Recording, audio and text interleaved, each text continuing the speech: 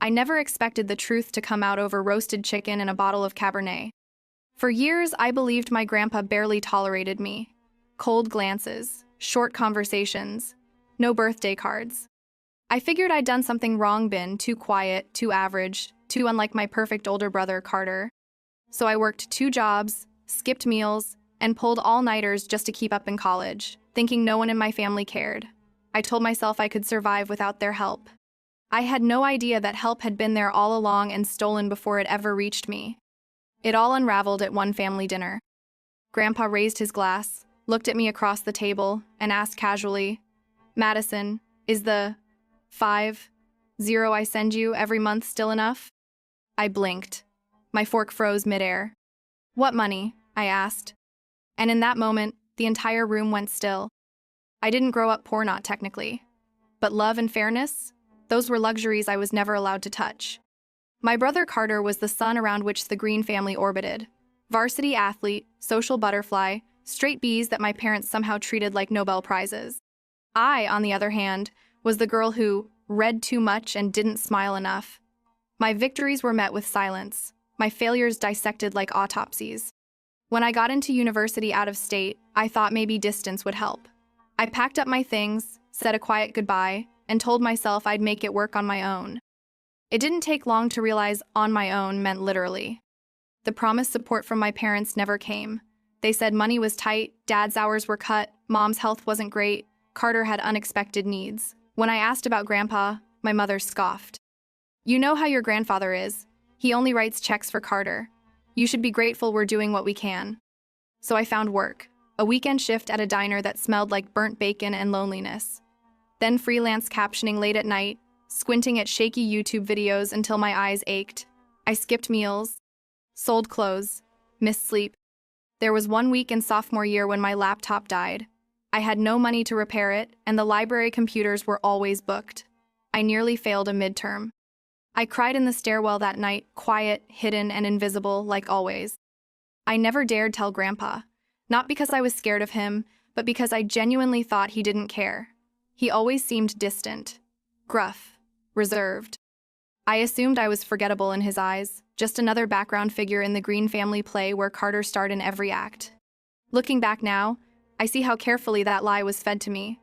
There were small times when Grandpa would glance at me too long, or ask how classes were going while staring down my father. But I brushed them off, too tired to hope. If someone had told me then that he'd been sending money $5,000 a month, I would have laughed, bitterly. 5,000? That could have changed my life. That could have meant no hunger, no overdraft fees, no panic at 3 a.m. when my rent was due. But back then, I didn't know. I just kept moving forward, surviving. Until that night, when Grandpa asked the one question that shattered everything. The table was dressed in Grandma's best linen, candles flickering in crystal holders, laughter floating above the clinking of cutlery. Someone had brought wine that didn't come from a box. Carter wasn't there, no surprise. He'd become increasingly busy since his promotion in Dad's company. I sat at the far end, next to the kids' table, even though I was 20, half listening as Aunt Denise bragged about her daughter's sorority. I pushed green beans around my plate, trying not to look too hungry. And then Grandpa's voice cut through the room like a knife.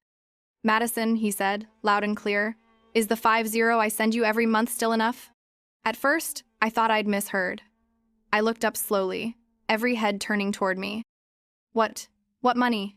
I said, confused. A single heartbeat passed, then silence. Like a movie scene, all forks froze midair. Someone coughed. Uncle Ben choked on his wine. My mother's face went pale instantly, and my father's glass slipped slightly in his grip. "The 5-0, Grandpa repeated. "The wire I've been sending to your account every month since you started college." I felt heat rush to my cheeks. My voice caught. "I never got any money," I said slowly. "Not from you, not from anyone." Grandpa's expression didn't change, but something in his eyes turned stone cold. He looked at my father square in the face. "Daniel, Karen, would you like to explain?" My mother's lips parted, closed, opened again. "Dad, I really don't think this isn't the time." "Now," Grandpa said. "You've had 4 years. This is the time." Dad tried to recover, giving a weak chuckle. "There must be some mix-up. Maybe the bank." "There's no mix-up," Grandpa cut in. You signed the transfer forms, you insisted on handling the funds for Madison, said it would be simpler that way. Heads turned. Some gasps. I sat there stunned, heartbeat in my ears. I remembered the moments now. Sophomore year, when I begged Mom for help after my laptop crashed and she'd said, "Madison, you need to learn responsibility. Grandpa doesn't owe you anything." Except, he had owed me something. No, he'd given me something. Something they took. Grandpa stood up. "We'll be stepping into the study for a moment." He looked at me, eyes kind despite the storm behind them. "Excuse us, sweetheart." Then he turned and walked out of the room. My parents followed my mother with trembling hands, my father with clenched jaw. No one said a word. As soon as the study door clicked shut, the dining room erupted, though not with words, just glances. Uneasy shifting. Someone dropped a spoon. Anthony's cleared her throat and muttered something about needing more ice. My cousin Blake reached for the gravy boat like his life depended on it. I didn't move. I couldn't. My legs felt frozen beneath me, my hands clenched in my lap. $5,000. Every month. For years. And I never saw a cent. My thoughts spun violently. Rent payments I barely scraped together. Groceries I skipped.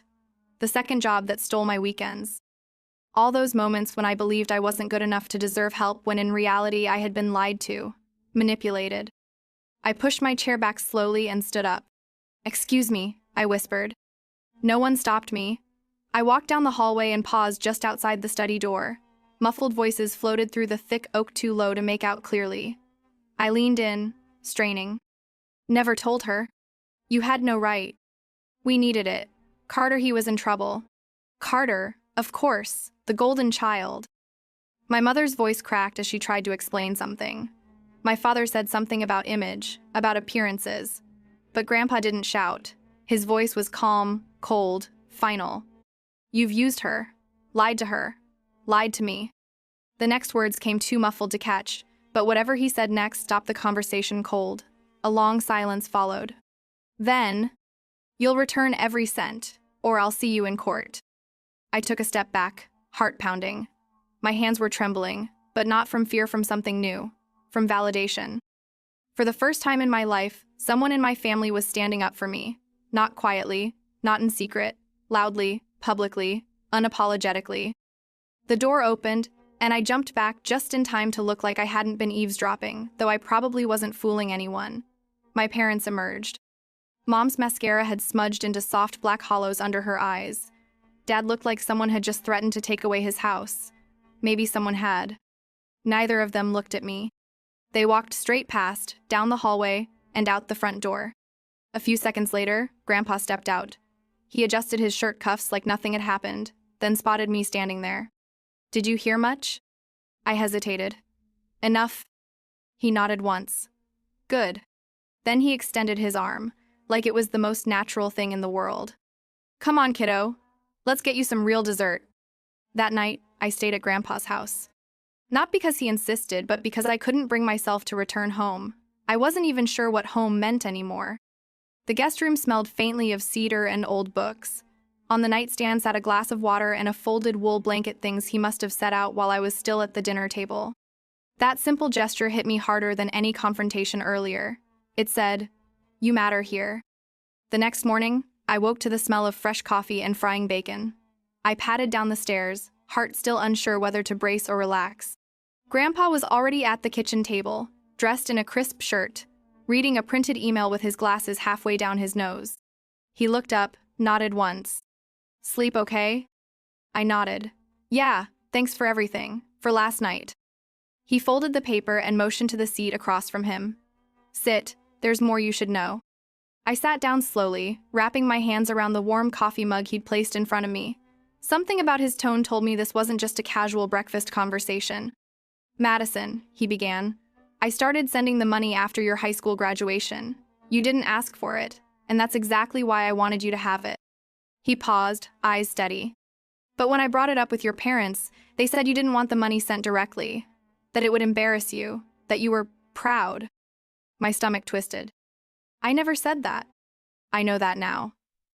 His voice sharpened. "They also told me you were thriving, that you didn't need anything. Meanwhile, your brother..." He didn't finish the sentence. He didn't need to. I trusted them, he went on. I thought they'd do the right thing. Instead, they used your funds to cover Carter's DUI fines, rehab attempts, credit card debt, all while telling me everything was fine. I felt like I'd swallowed stones. I thought you didn't care about me, I said quietly. All those missed birthdays, no phone calls. He winced. That part's on me.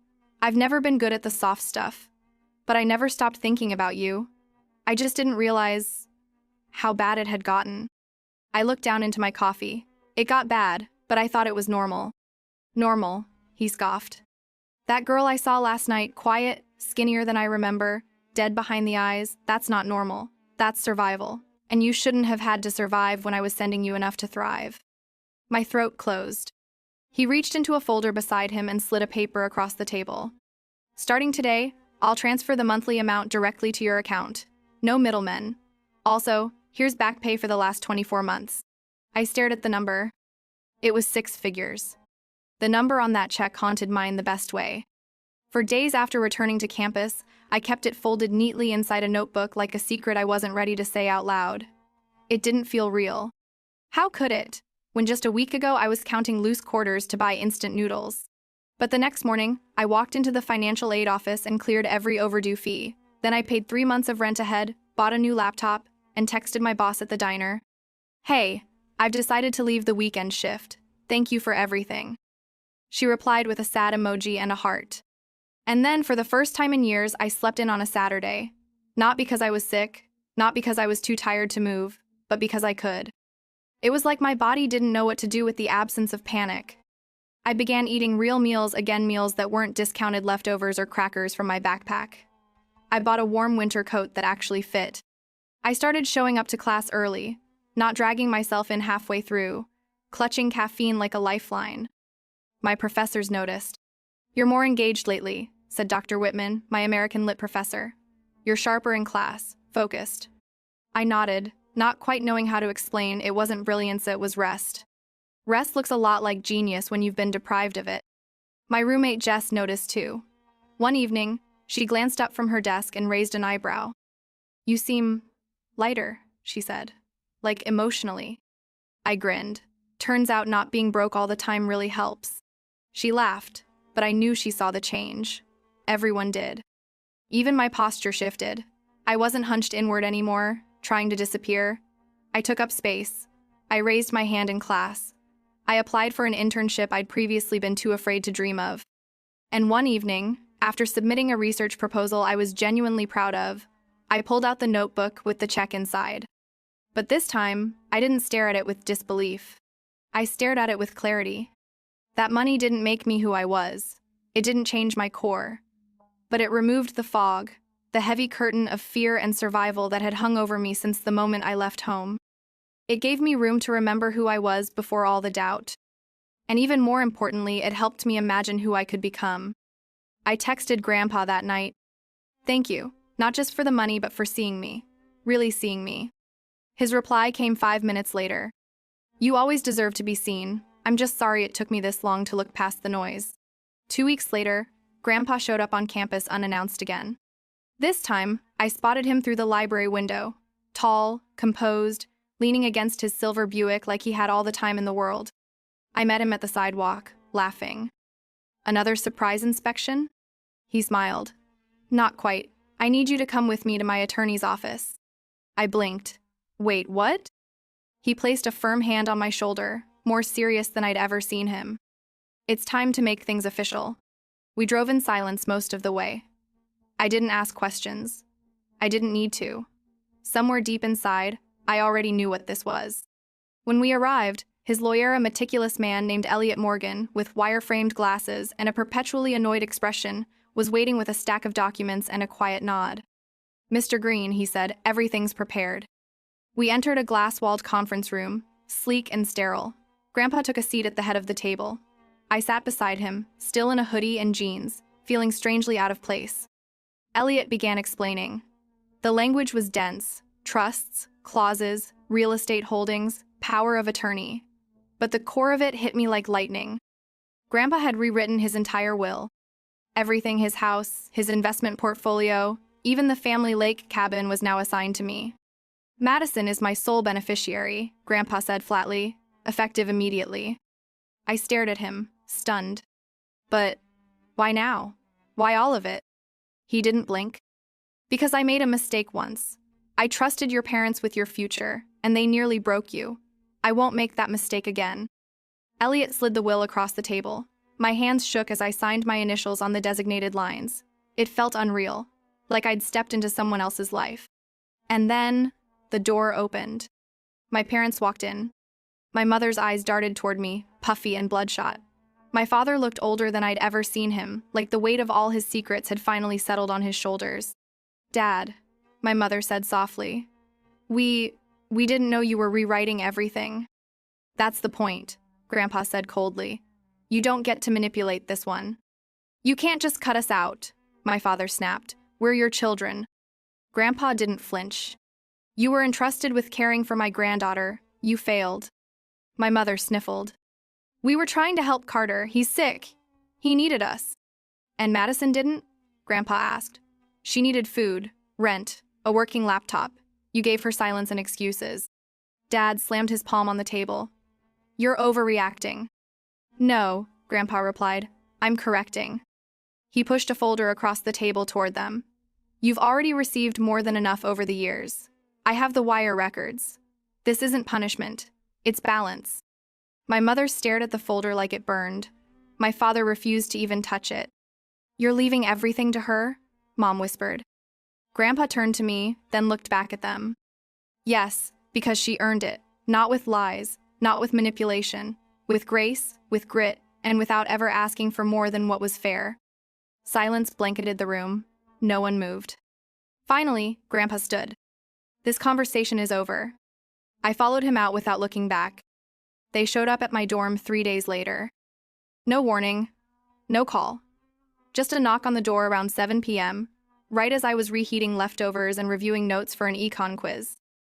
My roommate Jess opened the door, then stepped aside with a quiet, Madison, it's your parents. I froze. My mother was wearing sunglasses indoors, even though the sun had already set. My father carried himself like a man walking into a courtroom, shoulders stiff, face set. I didn't invite them in.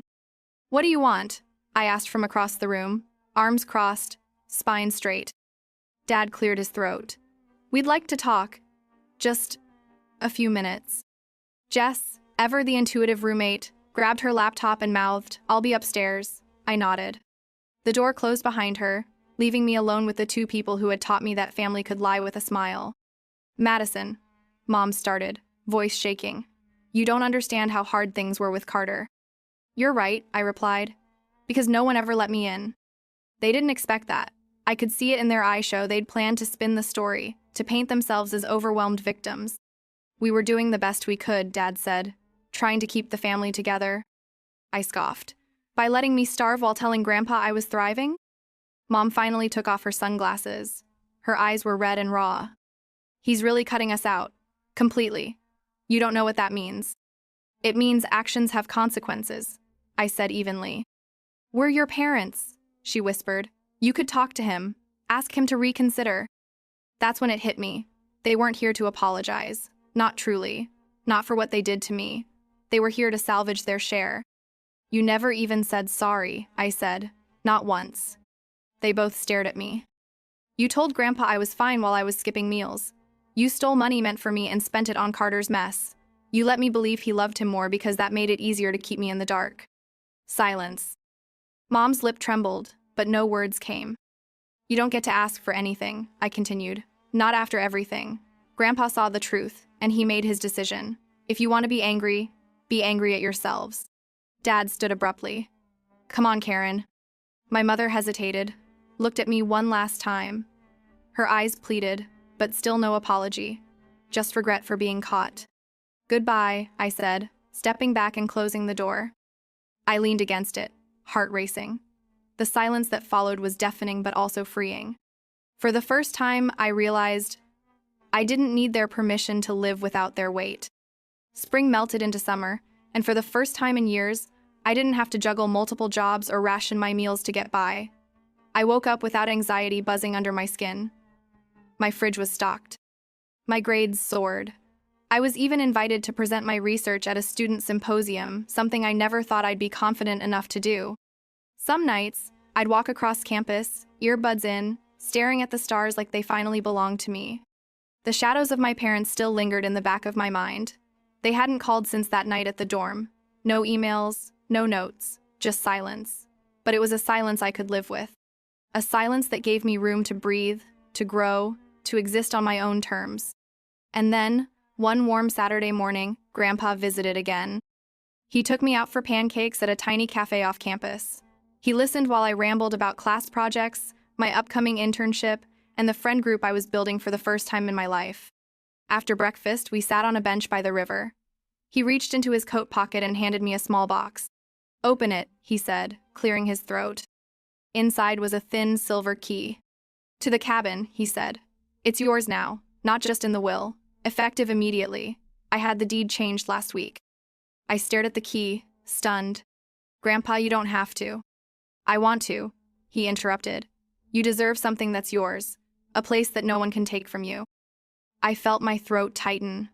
That cabin had been a family legend for decadecimer trips, childhood memories, fishing with Grandpa, and now it was mine. Not because I demanded it, not because I was owed. Because I had endured, and I had risen. "Thank you," I whispered, clutching the key like an anchor. "For all of it." "You gave me a reason to look closer," he said. "To stop assuming blood meant loyalty. You showed me what strength really looks like." We sat there in silence, the river rushing softly behind us. Later that night, as I packed for my first solo weekend trip to the cabin, I tucked the key into my backpack with care, no longer out of fear someone would take it, but out of respect for how far I'd come. My story didn't start with wealth, or ease, or even love. But it would continue with dignity, choice, and a name I had rebuilt for myself. No longer forgotten, no longer silent. Just me. Madison Green. And that was more than enough.